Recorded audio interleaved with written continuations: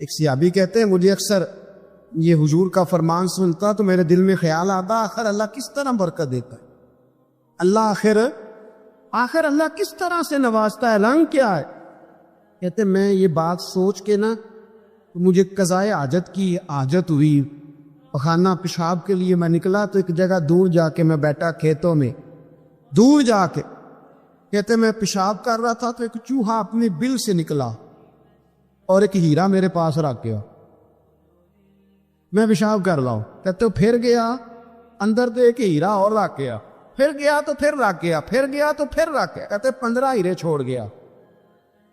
اب میں فارغ ہوا، وہ ہیرے اٹھائے گھر نہیں لے کے گیا، مسجد نبوی میں گیا کہ حضور سے پوچھوں میرے لیے جائز بھی ہے کہ نہیں، بلوں سے نکل رہے ہیں، بلوں سے پیسے نکل رہے ہیں، ہمارے سارے بلوں میں ہی چلے جاتے ہیں، بلوں سے پیسے آ رہے ہیں، سیاپا کو برکت دیکھیں عبادت، بلوں سے پیسے آ رہے ہیں، بل سے۔ فرماتے میں وہ ہیرے اٹھائے کو در رسول پہ، جب میں نے پہلا قدم رکھا نا مسجد نبوی میں تو مجھے بتانا نہیں پڑا، میرے مصطفیٰ نے میرا چہرہ دیکھا اور مسکرا کے فرمایا پتہ چلا ہے اللہ کس طرح نوازتا ہے، خبر ہوئی ہے اللہ کس طرح نوازتا ہے؟ فرمایا رب کی بارگاہ میں جھکے رہو، وہ تمہیں وہاں سے دے گا تمہارا گمان بھی نہیں گیا ہو، اس کے حضور تو آؤ، اس کی جانب تو توجہ کرو۔ بندگی کی اپنی ایک لذت ہے، سجدے کا اپنا ایک ذائقہ ہے۔ اگر آپ نبی کریم سید عالم صلی اللہ تعالی علیہ وسلم کی عبادات کو ملاحظہ کریں نا تو سرکار کی زندگی میں کثرت ہے عبادت۔ اعلان نبوت سے پہلے کتنے کتنے مہینے حضور غار حرا میں عبادت پر، تنے تنہا، حرم کعبہ قریب تھا لیکن وہاں رش ہوتا تھا، لوگ ہوتے تھے، فرمایا میں اکیلے میں اپنے رب کو منانا چاہتا ہوں۔ کتنے کتنے ایام حضور غار حرا میں عبادت کرتے۔ پھر صحابہ کرام علیہ رضوان فرماتے کہ مدینہ منورہ میں حضور کا یہ رنگ ہوتا، اتنے لمبے سجدے کرتے کہ لگتا روح مبارک کی پرواز کرتے، اتنے لمبے سجدے کر۔ حضرت سیدنا معاذ بن جبل رضی اللہ تعالیٰ عنہ فرماتے ہیں 3 دن ہو گئے حضور چلے گئے، مدینے میں نظر ہی نہیں آ رہے، صحابہ پریشان، ابو بکر صدیق، عمر فاروق، عثمان غنی، مولا علی ڈھونڈتے پھرتے، حضور سید عالم صلی اللہ علیہ وسلم کا پتہ نہیں۔ فرماتے جناب صدیق اکبر گھومتے گھومتے جبل سلا کی پہاڑی کے قریب گئے، ایک چرواہا بکریاں چرا رہا تھا، اس سے پوچھا تم نے میرے محبوب کو تو نہیں دیکھا؟ تو کہنے لگا مجھے نہیں پتا تمہارے محبوب کون ہے۔ ایک آدمی آج 3 دنوں سے غار پہ رو رہا ہے، اتنی شدت کے ساتھ روتا ہے کہ میری بکریاں جا کے غار کے سامنے بیٹھ، بکریاں بھی روتی ہے، میں بڑا کھینچتا ہوں پر لوٹتی نہیں، رات کو گھر لے کے جاتا ہوں تو جاتی نہیں، سویرے باڑے سے نکالتا ہوں تو دوڑی ہوئی آتا، پھوٹ پھوٹ کے روتی ہے، لیکن حال یہ ہے کہ دودھ پہلے سے بھی زیادہ دیتی ہے۔ حضرت ابو بکر صدیق کہنے لگے یہی تو میرے رسول پاک علیہ الصلوۃ والسلام کے نبی ہونے کی علامت۔ اس صحابہ کو بلایا، 3 دن سے حضور سجدے میں، کتنے دنوں سے؟ یہاں سجدہ لمبا ہو جائے تو امام کے پیچھے لوگ بھاگنے لگتے ہیں کہ صاحب آپ تو فارغ ہیں، مجھے تو ڈیوٹی پہ بھی جانا۔ 3 دن سے حضور سجدے میں، اتنا طویل سجدہ، اتنا طویل، صحابہ کہتے ہیں قدموں میں جا کے لگے، محبوبہ بس کریں آ جائیں۔ حضور نے فرمایا رب نے سورہ ہود نازل کر دی ہے، سخت حکم آ گئے ہیں، وہ کہتا ہے میں تیری امت سے حساب پوچھوں گا، میں اپنے رب کو منا رہا ہوں، بکر جاؤ مجھے منا لینے دو۔ حضور نے ہمیں بتلایا ہے کہ رب کو سجدہ کریں تو رب مانتا، اس کو منانے کا طریقہ سجدہ کرنا ہے، جھکنا ہے، عبادت کرنا ہے، کب وہ مانے نہ تو میں آؤں گا۔ تڑپ کیسے آپ، اور ایک روایت ایسی بھی ہے کہ جب بات نہ بنی تو حضرت فاطمہ سے عرض کی، حضرت فاطمہ شام کا سناٹا چھایا، اپنے آپ کو کپڑوں میں لپیٹا، دائیں بائیں شہزادوں کے لیا تو حضور کی بارگاہ میں گئی، کہنے لگی محبوبہ بس کریں گھر آ جائے، مدینہ سونا ہو گیا ہے، مسجد نبی کی دیواریں بھی روتی ہے، یا رسول اللہ ستون مجھ سے آپ کا پوچھتے ہیں کہاں آئے؟ نبی پاک نے فرمایا فاطمہ تو بھی دعا کر، میں بھی دعا کرتا ہوں۔ حضرت فاطمہ بھی ساتھ والے کونے میں سجدے میں گر گئی، پھر دعا ہوئی، پھر التجا ہوئی، حضرت جبریل آئے، کہنے لگے محبوبہ رب کہتا ہے سار اٹھاؤ، وَلَسَوْفَ يُؤْتِيكَ رَبُّكَ فَتَرْضَىٰ، اللہ فرماتا ہے میں آپ کو اتنا دوں گا کہ آپ مجھ سے راضی ہو جائے۔ میرے رسول پاک علیہ وسلم نے فرمایا بندہ اللہ کے سب سے قریب اس وقت ہوتا ہے جب وہ سجدے کی حالت میں ہوتا ہے۔ کس کے قریب ہوتا ہے؟ اللہ کے سب سے قریب ہوتا ہے۔ وہ بڑا نیڑے ہے رب کے، بڑا قریب ہے، اس لیے کہ وہ حالت سجدہ میں، وہ جب سجدے کرتا ہے نا، اس کی بارگاہ میں جب جھک جاتا ہے۔ آپ ذرا سجدے کی کیفیت دیکھیں نا، زبان بھی یہاں ہے، آنکھ بھی یہاں ہے، کان بھی، عقل بھی ساری، اس نے سارا کچھ رکھ دیا سجدے میں۔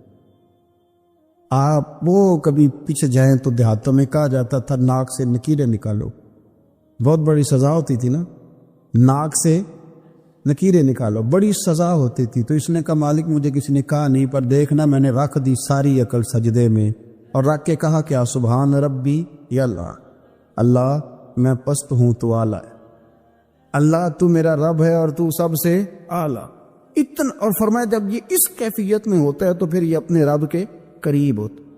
کثرت عبادت، نوافل۔ ہمارے ہاں عمرے کی قرآن اندازی محفلوں پہ ہونے لگ گئی ہے، حالانکہ حدیث سے ثابت نہیں۔ میں دوستوں سے کہتا ہوں جائز ہے، کرنی چاہیے، عمرے کی قرآن اندازی جائز ہے، پر کسی حدیث میں نہیں آئی کہ قرآن اندازی کرو عمرہ کرو۔ حدیث میں قرآن اندازی یہ آئی ہے کہ نبی پاک علیہ السلام نے فرمایا تمہیں پتہ چل جائے نا پہلی صف کا ثواب کتنا ہے، تم قرآن اندازی کرو۔ عمرے کی قرآن اندازی کا تو پوسٹر چھپتا ہے، تو یہ والی قرآن اندازی کب ہونی ہے؟ ہونی چاہیے کہ نہیں؟ حضور نے فرمایا تمہیں پتہ چلے کہ اس کا ثواب کتنا، تو تم قرآن اندازی کرو، تم قرآن ڈالو۔ جب آپ نماز پڑھ رہے ہوتے ہیں، جب آپ کا مصلی آباد ہوتا ہے، صلاح الدین ایوبی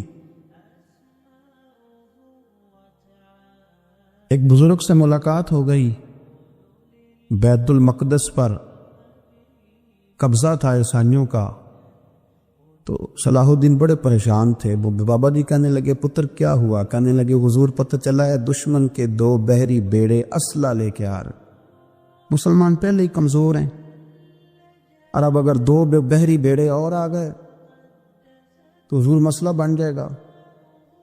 تو میں پریشان ہوں کہ کس طرح یہ کم مسئلے والی ہماری فوج ہے کیسے مقابلہ کرے گی۔ تو بابا جی کہنے لگے پتر اس طرح کرنا، آج رات تو بھی دعا کرنا اور میں بھی کروں گا، تو بھی دعا کرنا، آپ ناراض نہ ہونا، ہم تو پیروں والے، ہم تو پیروں کے نوکر غلام ہیں، ہمارا تو گزارا ہی نہیں، ہمیں تو ملتا ہے سارا کچھ وہاں سے۔ پر میرا سوال یہ ہے کہ تعویذ لینے جاتے ہو نفل کیوں نہیں پڑھتے؟ رات اللہ اللہ کیوں نہیں کرتے؟ یہ بھی تو ہمارے بزرگوں کا ہی طریقہ ہے، انہوں نے تو ہمیں سکھایا ہے۔ صلاح الدین ایوبی سے بزرگوں نے کہا کہ رات آج نا اللہ اللہ کرنا، تو میں تیرے لیے دعا کروں گا، تو بھی دعا کرنا۔ تو بندہ جب دکھی ہوتا ہے تو سجدہ کرتا ہے، تو پھر ہی تو مصلی بھیگ جاتا ہے، پھر ہی تو مزہ آتا ہے۔ سکھی بندہ تو کعبے جا کے نہیں روتا، دکھی تھے، تکلیف تھی، تو سر رکھا سجدے میں تو تڑپ گئے۔ اور وہ بابا جی کہتے ہیں میں مسجد آیا تو صلاح الدین چیخیں مار کے رو رہا تھا اور کہہ رہا تھا مالک میں کوئی اپنی شان کے لیے تو نہیں نہ لڑ رہا، اللہ کو میں کوئی قبضوں کے لیے تو نہیں لڑ رہا، مالک تیرے لیے لڑ رہا ہوں، مجھے بے آبرو نہ کرنا، میری مدد فرمانا۔ کہتے ہیں میں آیا تھا کہ مسجد میں دعا کروں گا، پر صلاح الدین ایوبی کو روتے دیکھا تو میں لوٹ گیا۔ تو سویرے صلاح الدین ملے تو بڑے خوش تھے۔ میں نے کہا پتر کیا ہوا؟ کہنے لگے حضور وہ بحری بیڑے 2 آ رہے تھے نا اسلحہ لے کے، دونوں ڈوب گئے پانی میں ڈوب گئے۔ تو بابا جی کہنے لگے صلاح الدین وہ پانی میں نہیں ڈوبے، وہ تیرے آنسوؤں میں ڈوب گئے، وہ غرق ہو گئے، وہ جو تو نے مصلی بات کیا تو وہ تیرے آنسوؤں میں ڈوب گئے، وہ غرق ہو گئے، وہ تباہ اتنے قیمتی تھے تیرے آنسو کے بہا لے گئے دشمن کے بحری بیڑوں کو۔ میرے بھائی ٹھیک ہو گیا جی، میرے عزیز سمجھ لیں اس بات کو ہمیشہ کے لیے، اور اس پر غور کرنے اچھے طریقے سے کہ میرے رسول کریم سید عالم صلی اللہ علیہ وسلم نے نا ہماری توجہ دلائی، حضور نے ہمیں بتلایا، ہمارا ذوق بڑھایا عبادت کی طرف۔ ایک صحابی تھے حضرت ابو فاطمہ رضی اللہ تعالیٰ عنہ، یہ ترمذی شریف کی حدیث ہے۔ نبی پاک علیہ السلام نے فرمایا ابو فاطمہ قیامت کے دن مجھ سے جلدی ملنا چاہتے ہو کہ دیر کے ساتھ؟ تو کہنے لگے حضور کون ہوگا جو دیر سے ملنا چاہے، ہم نے تو جان دے دی وعدہ دیدار پر۔ اعلیٰ حضرت فرماتے ہیں جان دے دی وعدہ اور نقد اپنا دام ہو ہی جائے گا۔ مجھے لگتا ہے کہ یہ سودا نقد و نقد ہو جانا ہے، چونکہ ہم نے جان دے دی وعدہ دیدار پر۔ آپ نے وعدہ کیا تھا کہ مریں گے تو پھر زیارت ہوگی، تو مر گئے ہم زیارت کی خاطر۔ جان دے دی وعدہ دیدار پر، تو نقد اپنا دام ہو ہی جائے گا۔ اے رضا ہر کام کا ایک وقت ہے، دل کو بھی آرام ہو ہی جائے گا۔ تو حضرت ابو فاطمہ رضی اللہ تعالیٰ عنہ سے نبی پاک صلی اللہ علیہ وسلم نے فرمایا جلدی ملنا چاہتے ہو کہ دیر سے؟ عرض کی حضور فٹافٹ ملنا ہے، میں نے قیامت کے دن آپ سے جلدی ملنا ہے۔ تو نبی پاک علیہ السلام نے فرمایا پھر اس طرح کرنا، دنیا میں رہ کے سجدے زیادہ کرنا، پھر سجدے زیادہ کرنا، قیامت میں ملاقات جلدی ہو جائے گی، قرب ملے گا تمہیں اپنے بچوں کے اندر۔ لیکن ہم شوق پیدا کرتے ہیں، ہمیں صحیح لفظ نہیں بولنے آتے، پر ہم بچوں میں شوق پیدا کرتے ہیں کہ پتر ڈاکٹر بن جائے گا تو بڑا نفع کرے گا، تو لوگوں کی خدمت کرے گا، ملک و ملت کی خدمت کرے گا، تیرے ابا کا نام روشن ہوگا، تیرے دادا کی تعریفیں ہوں گی۔ ہم یہ ذوق پیدا کرتے ہیں، ہم اپنے نوجوانوں کے اندر یہ فکر پیدا کرتے ہیں، انہیں ہم سمجھاتے ہیں کہ میاں جب تم پڑھو گے، محنت کرو گے تو فلاں آدمی کی طرح تمہارا نام ہوگا۔ یہ جتنا ذوق ہم بچوں کے اندر ان چیزوں کو پیدا کرتے، ہمیں حکم ہے کسی طرح ہم ذوق پیدا کریں کہ پتر نماز پڑھے گا تو اللہ راضی ہو جائے، تو سجدہ کرے گا۔ دیکھیں نا میرے رسول کریم علیہ السلام نے فرمایا 7 سال کے بچے کو مسجد لے کے جاؤ، یعنی اسے شوق دلاؤ، اس کے اندر یہ خاصیت پیدا کرو کہ اس کا دل کرے مسجد میں جانے، اس کے اندر یہ خصوصیات لاؤ کہ وہ ہمارے ہاں نا ہر چیز کو پروموٹ کیا جا رہا ہے، ہر چیز کو یعنی سر سنگیت سکھانے کے لیے اکیڈمیاں بن گئی ہیں، ہر شے پروموٹ ہو رہی ہے، عبادت کا جذبہ کم ہوتا جا رہا ہے، اللہ اللہ کا ذوق ہمارے اندر نہیں رہا۔ اور اتنا مشکل ہم نے اپنے لیے بنا لیا ہے کہ وہ بندہ جو بڑی زبردست مذہبی گفتگو کر رہا تھا اور تگڑی بات کر رہا تھا، کیا بات ہے، لیکن نماز کے بارے میں کمزوری دکھا جاتا ہے، نوافل کے بارے میں وہ چپکے سے نکل جاتا ہے۔ امام احمد بن حنبل رحمۃ اللہ تعالی علیہ، مسند امام احمد بن حنبل 14 جلدوں میں ہے مارکیٹ میں، اور مجھے تو خیر پسند ہی بڑی ہے، میں نے کئی دفعہ پڑھی ہے۔ اور کیا بات ہے امام احمد بن حنبل کی، کیسے تگڑے قسم کے محدث تھے، اور اللہ نے کتنا انہیں اعزاز عطا فرمایا ہوا تھا۔ یہ کوڑے بھی کھاتے تھے دین کی خاطر، سارا کرتا لہو سے بھر بھی جایا کرتا تھا، بڑا اعزاز والا شخص تھے، بڑے اعزاز والے، حدیثیں جمع کرنا، حدیثیں لکھنا، حدیث پڑھانا، سارا دن رہتے تھے۔ کہہ سکتے تھے کہ میں کر تو رہا ہوں کام، اور حدیث بھی موجود ہے کہ عالم عابد سے افضل ہوتا ہے، پر اس کے باوجود امام احمد بن حنبل رحمۃ اللہ علیہ 300 نفل فرض نمازوں کے علاوہ پڑھا کرتے تھے، 300 نوافل روز پڑھا کرتے تھے۔ ان کے بیٹے نے کہا ابا جی مکان خریدنا ہے تو وہ جگہ کہاں کر کے لوں، بہت ساری آبادیاں، تو فرمایا پتر وہاں لینا جہاں مسجد قریب ہو۔ میرے رسول کریم سید عالم صلی اللہ علیہ وسلم اتنا پسند کرتے مسجد کو، اتنا پسند کرتے نماز کو، کہ رسول کریم صلی اللہ علیہ وسلم تہجد کی نماز بھی پڑھتے، پھر حضور فجر کی نماز بھی پڑھتے، نبی پاک وتر کو الگ کر کے پڑھتے، عشاء کے ساتھ نہیں پڑھتے۔ یہ تو ہم اس لیے اجازت دی ہمارے بزرگوں نے کہ بعد میں اٹھے گا کون علیحدہ وتر پڑھنے کے لیے، عشاء کے ساتھ پڑھ لیں۔ وتر پڑھتے، تہجد پڑھتے، فجر پڑھتے، اشراق پڑھتے، چاشت پڑھتے، پھر مغرب کی نماز کے بعد 6 رکعت اوابین پڑھتے، پھر رات کو صلاۃ اللیل پڑھتے۔ سیدہ عائشہ صدیقہ کہتی ہیں زمانہ سو جاتا اور میرے رسول مصلی بچھا کے کھڑے ہو جاتے، او یار کھیتی باڑی کر کے نہیں، محنت مزدوری کر کے نہیں۔ جناب عائشہ کہتی ہیں میں یہ بھی دیکھتی کہ حضور ایک آیت شروع کرتے تو ساری رات اسی کو پڑھتے، اور میری نظر جاتی تو قدم مبارک پہ ورم آ جاتا۔ یار نماز پڑھ کے، اتنی مشقت کر کے، اتنی جد و جہد کر کے ورم آ گیا، یا رسول اللہ اتنی محنت کیوں کرتے ہو؟ فرمایا افلا اکون عبدا شکورا، کیا میں اپنے رب کا شکر گزار بندہ نہ بنوں؟ صحابہ کا ذوق عبادتوں کا، ریاضتوں کا، تلاوتوں کا، طبیعت ہے ان کی، وہ ایک دوسرے کو، حضرت مولا علی شیر خدا کرم اللہ تعالی وجہ الکریم کے زمانے میں روم کے بادشاہ نے کہا یار یہ مسلمانوں کا پتہ تو کرو، یہ آخر کیوں اتنے زیادہ مجاہد ہیں؟ اس زمانے میں جاسوس بھیجنے کا مزاج تھا، اب تو جاسوس پکڑا جاتا ہے، اب تو جاسوس ہے، اور جاسوسی کا شوق ویسے آج بھی ہے۔ عرض کروں تھوڑی سی بات اس عنوان سے. پتہ ہے کیا ہمارا مسئلہ ہے؟ ہم جہاں جاتے ہیں نا وہاں تھوڑی خوشبو سونگھنے کی کوشش کرتے ہیں. وہ کیا ہے تو یہ کیا ہے تو ادھر کیا ہے تو تھوڑا سا ادھر کیا ہے. میرے رسول پاک پڑھیے درود شریف سارے پڑھیے ذرا زور سے صلی اللہ تعالی. نبی پاک علیہ السلام نے فرمایا جاسوسی نہ کرنا ورنہ تم بندوں کو خراب کر دو. اور فرمایا اس طرح نہ ہو کہ تم کسی کے اب کھول نہ نکلو تو تمہارے پہلے کھول جائیں. یہ جو ذوق ہے نا یہ ختم کریں. چھوڑیں مطلب آپ کس چکر میں پڑے ہوئے. اتنی زیادہ توجہ کرنے کی کیا ضرورت. نے کام سے کام رکھی اس میں بندہ تھوڑا سا نا آسان رہتا ہے. یہ جو بہت زیادہ ٹٹولنے والے لوگ ہوتے ہیں نا وہ بےچارے پھر عمر ٹٹولتے ہی گزار دیتے ہیں. اس لیے کہ مزاج ہی بہت پکا ہے. بوری کا منہ کھول کے اندر تک ہاتھ ڈالنا تو پھر کئی دفعہ سامنے سے بچھو بھی لڑ جاتا ہے. خرابی ہوتی. تو جاسوسی کی جاتی تھی. اس نے بھی جاسوس بھیجے کیونکہ قبیلوں کے لوگ تھے کچھ مسلم کچھ کافر پہچانے نہیں جاتے تھے لوگ. تو کچھ لوگ اس نے بھیجے انہوں نے آ کے نا تحقیق کی ریسرچ کری کہ آخر ماجرا کیا ہے. تو واپس جا کر انہوں نے رپورٹ دی نا روم کے بادشاہ کو. اس رپورٹ کا ایک جملہ بڑا شاندار ہے. وہ کہنے لگا بادشاہ ہمیں مسلمانوں کی کوئی سمجھ نہیں آئی.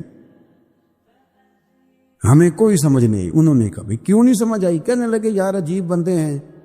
جب رات مصلے پہ بیٹھتے ہیں تو یوں لگتا ہے ان کا دنیا سے رشتہ ہی کوئی نہیں. کوئی کسی کو نہیں جانتا. کوئی اپنے دکھ سنا کے رو رہا ہے کوئی اپنی بات کر کے رو رہا ہے. لگتا ہے کہ ان کا کوئی رشتہ ہے ہی نہیں جب مصلے پہ بیٹھتے ہیں. اور فرمایا جب سویرے یہ جہاد کرنے نکلتے ہیں تو لگتا ہے ان سے زیادہ دلیر ہی کوئی نہیں. حالانکہ جو مسلوں پہ رونے دھونے کے لوگ ہوتے ہیں وہ کئی دفعہ جہاد میں کام نہیں کرتے. لیکن عجیب لوگ ہیں کہ رات کے راہب ہیں دن کے مجاہد ہیں. کوئی سمجھ نہیں آتا. میرے عزیز ان لوگوں نے مسلح آباد کر کے رکھا. تلاوتیں ان کا ذوق رہی. منظر روز پڑھنا اسباق پڑھنا وظائف پڑھنا یہ ان کا ذوق رہا. سیانے سیانے بندے نا سیانے سیانے بندے پیار ہو جاتا ہے نا. جب پیار نبی پاک کبھی کبھی ناراض ہو جاتے نا تو حضرت عمر بڑا دلیر بندہ ہے نا اپنے گھٹنے زمین پہ رکھ لیتے. یہ سیاہ میں ملے گا آپ کو. سیاسی گھٹنے زمین پہ رکھتے پھر یہ کونیاں زمین پہ رکھتے اور کونیاں دونوں زمین پہ رکھ کے نا یوں ہاتھ باندھتے. ایسے کونیاں نیچے رکھ کے نا دونوں ہاتھ باندھتے اور پھر کہتے رضیت باللہ ربا وبالاسلام دینا وبسیدنا محمد النبی و رسولا صلی اللہ علیہ. رو پڑتے. حضور کسی سے ناراض ہوتے کسی اور سے تو عمر گھٹنے زمین پہ رکھتے پھر کونیاں رکھتے پھر ہاتھ باندھتے کہتے سونیا میں بڑا راضی ہوں کہ اللہ میرا رب ہے. حضور ہم بڑے راضی ہیں کہ اسلام ہمارا دین. حضور بڑے راضی ہیں کہ آپ ہمارے رسول ہیں. اسلام ہمارا. حضور ہم بڑے راضی. حضور ناراض نہ ہونا. تو نبی پاک نہ بڑے ناراض ہوتے تو عمر کی ادا دے کے ہنس پڑتے. حضور ہنس پڑتے اور حضور فرماتے عمر تو اس طرح کا تو نہیں تھا نا.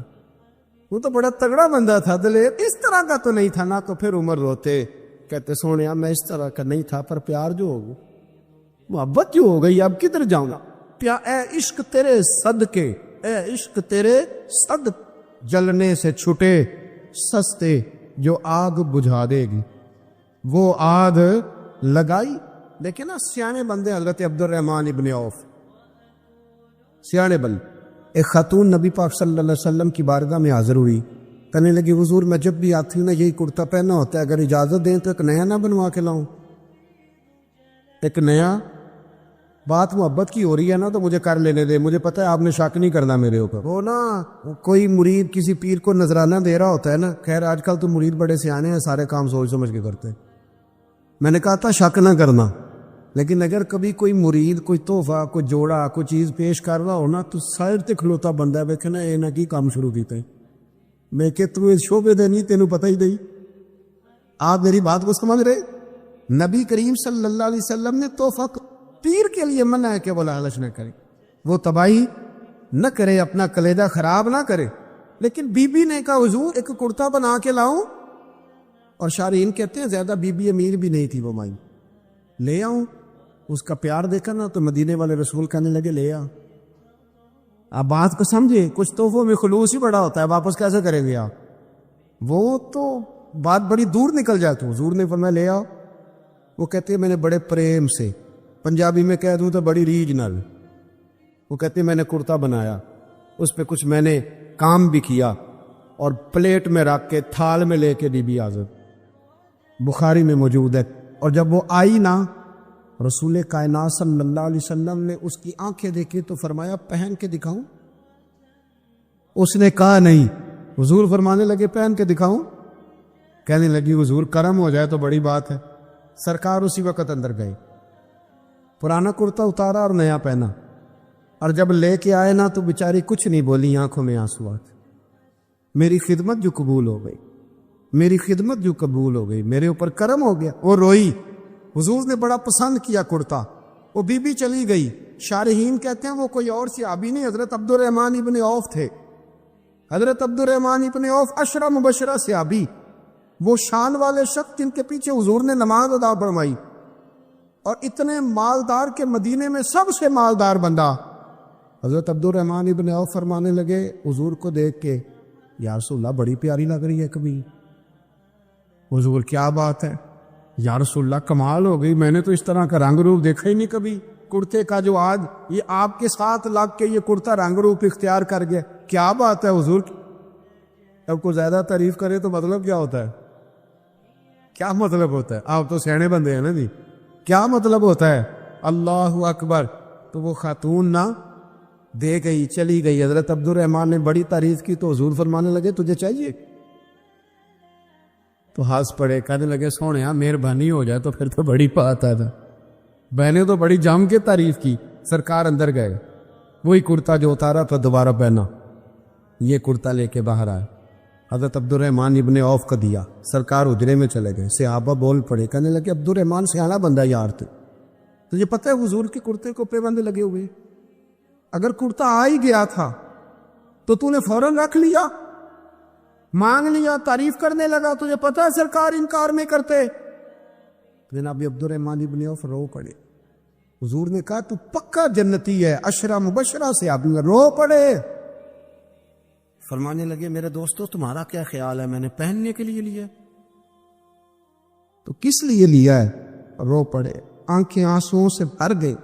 کہنے لگے داڑھی سفید ہونے لگی ہے, وقت قریب آنے لگا ہے. میں نے تو کرتا اس لیے لیا ہے کہ میں اپنے گھر والوں کو وصیت کروں گا کہ جب میں مر جاؤں تو نبی پاک کے اس کرتے میں مجھے کفن دے. میں نے تو کفن کے لیے لیا ہے, کفن کے لیے, کفن کے لیے. لوگوں نے بڑی کمائیاں کی ہوتی ہیں نا, کچھ لوگوں کے پاس کوئی کمائی نہیں ہوتی. بعض رشتہ دار قریبی پوچھتے ہیں کہ زندگی بیت گئی کمایا کیا ہے؟ کہنا پڑتا ہے میں اپنی حیاتی تو قربان تھی ماں, بس محمد محمد وکیل نے گزر کی, بس محمد محمد پکین دے گزر گئی, تے حد نال احمد صدین دے گزر گئی.